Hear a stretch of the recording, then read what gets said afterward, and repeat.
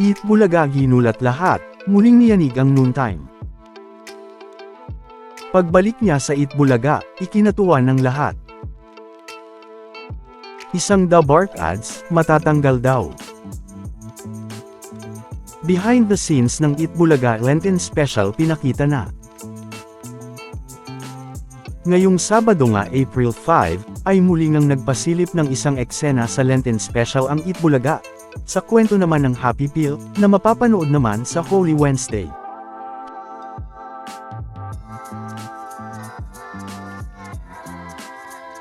At syempre, may mga humamon ulit sa barangay, na gayahin ang eksenang pinakita.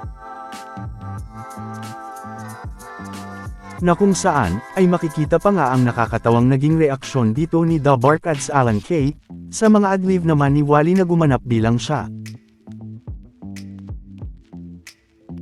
Hindi nga lang yan, dahil pinakita na rin ang ilan sa mga behind the scenes sa Lenten Special, gaya ng kwento ng paano ba magpatawad, para sa Holy Monday.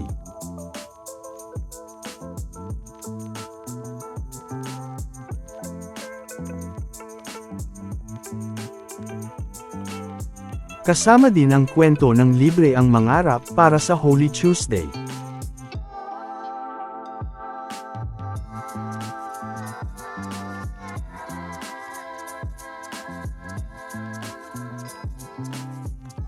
Ganon din naman ang kwento ng Happy Pill, para naman sa Holy Wednesday.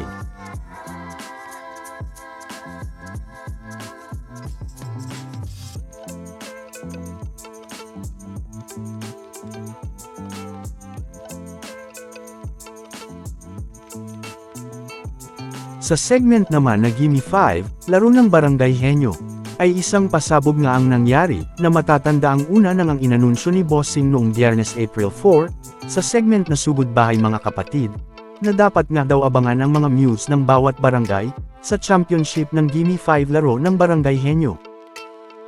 Na muli namang inulit ni The Bark ads Ryan bago naman matapos ang segment na The Clones Ka Voice of the Stars. Nauna na rin nating napag-usapan. Pero, talaga namang marami nga ang mga nagulat, at talaga namang kinatuwaan at kinaaliwan nga ang nangyari sa championship ng Gimme 5 laro ng Barangay Henyo, dahil bago nga ipakilala ang mga muse, ay bumisita din si Mayor Jose sa studio, kasama si The Bar Guards Wally, na namiss nga ng marami, lalo na nga nang muli siyang tawaging Mayor Jose ng mga The Bark ads.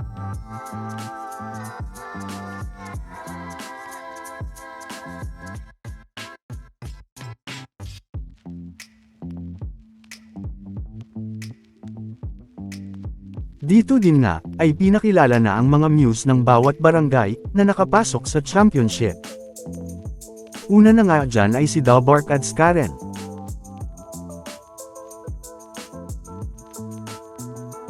Sumunod naman ay si Singing Queen Anne.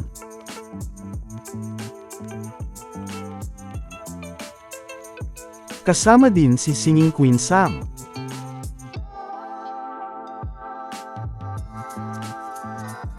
The Bark ads Miles.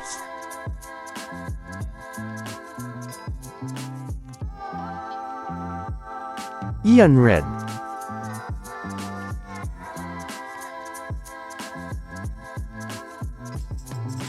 The Bark ads Riza May.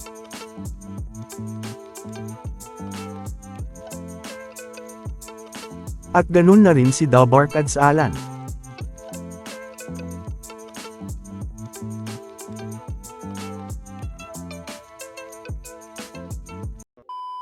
Welcome back mga ka-highlights.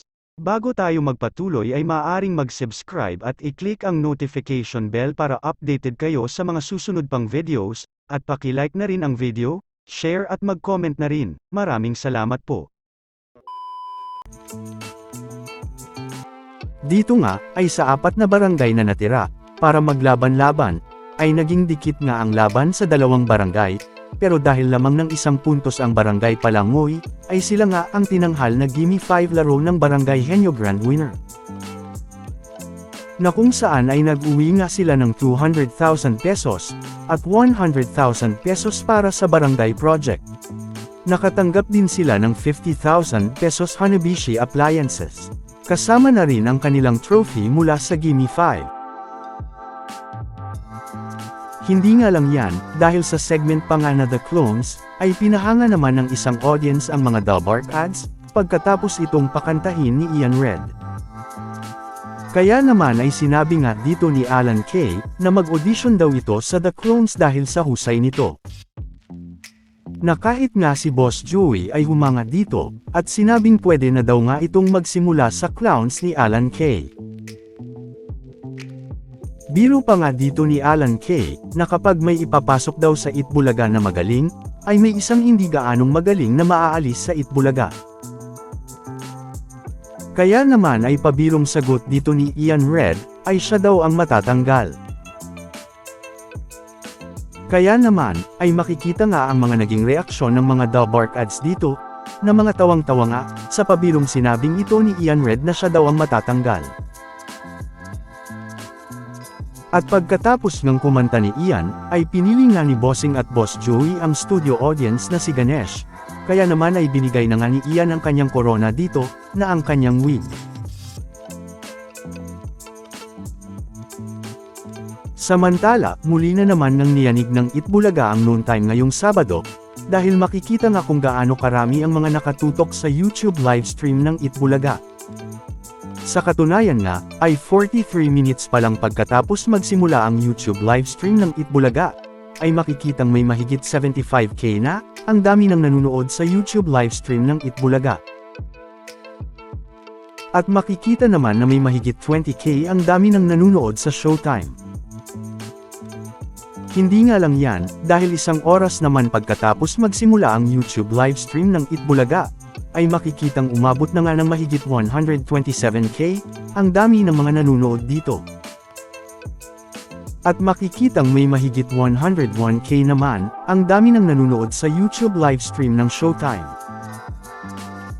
Na kung saan, ay mabilis pa ngang tumaas ang views ng Itbulaga, 2 oras pagkatapos magsimula ang kanilang YouTube livestream, na makikita namang may mahigit 133k na ang dami ng nanunood dito.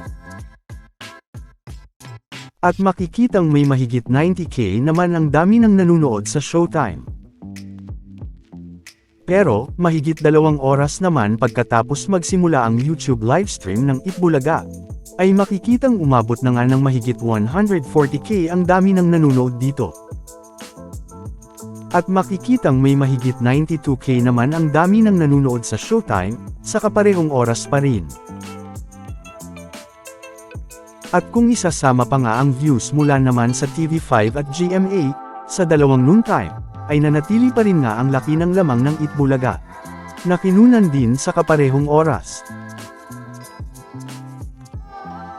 Samantala, ano naman ang mga masasabi nyo, patungkol sa mga napag-usapan natin, sa video na ito?